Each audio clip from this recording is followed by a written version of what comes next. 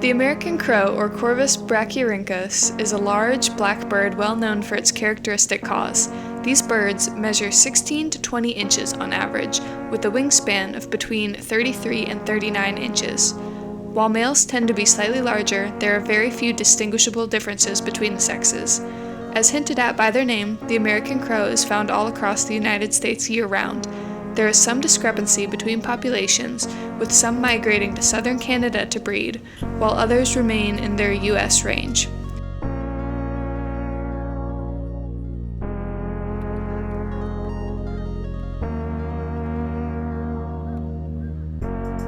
For those that do migrate, all travel takes place during the day. These crows are completely diurnal. As they migrate, they will occasionally stop to forage. Being omnivorous, there is a wide range of organisms on the crow's menu. They have been reported to eat invertebrates, reptiles, amphibians, birds, mammals, other birds' eggs, grain crops, seeds, fruits, and carrion. They also have been seen stealing food from other species such as great egrets or otters. Food is carried in a pouch at the base of their throat or in their beak if it is too large. While these birds are willing to travel for food, it's preferable to eat closer to home. A crow's ideal territory would have an open landscape with scattered patches of forest. That way, they can forage in open fields and flee back to the trees if they feel threatened. This makes the cow pastures of Berry College prime real estate.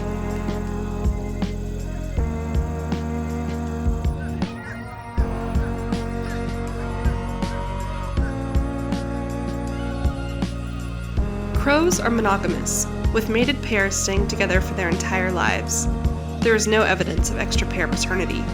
These pairs will have a territory, together with offspring from previous broods, and occasionally unrelated immigrants.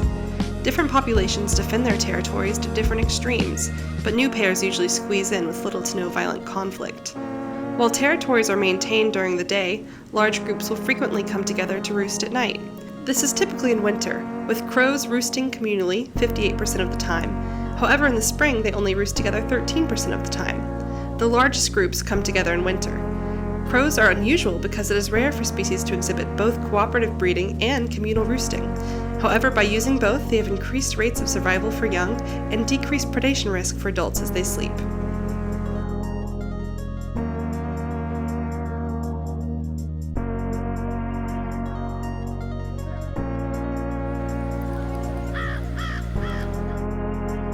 American crows spend most of their time in tight-knit family groups, called a murder.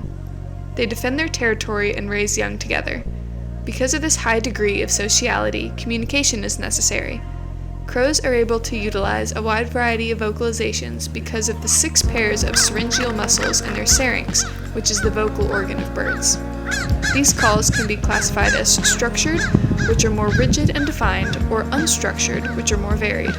Structured calls are used to identify individuals, while unstructured calls are used for more general communication, such as announcement calls, mimicry, courtship calls, or the hunger cries of young crows.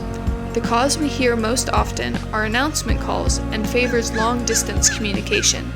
These can be used as a way to signal the presence of danger.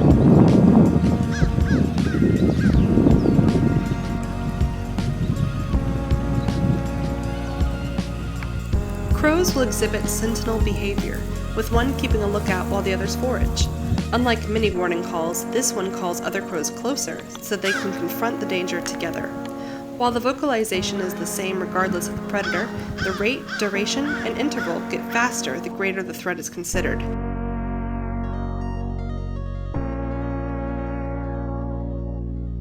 Groups of crows will fly above whatever they've determined is a threat, and then swoop in close to their target before pulling away again. This behavior is called mobbing.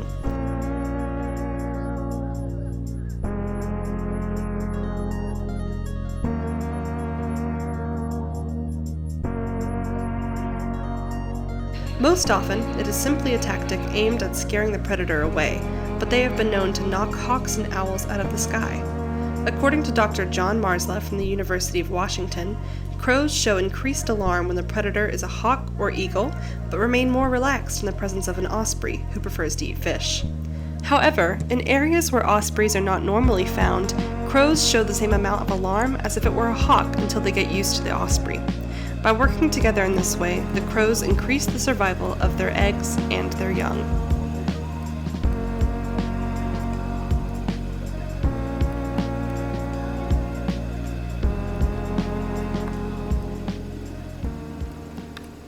Okay.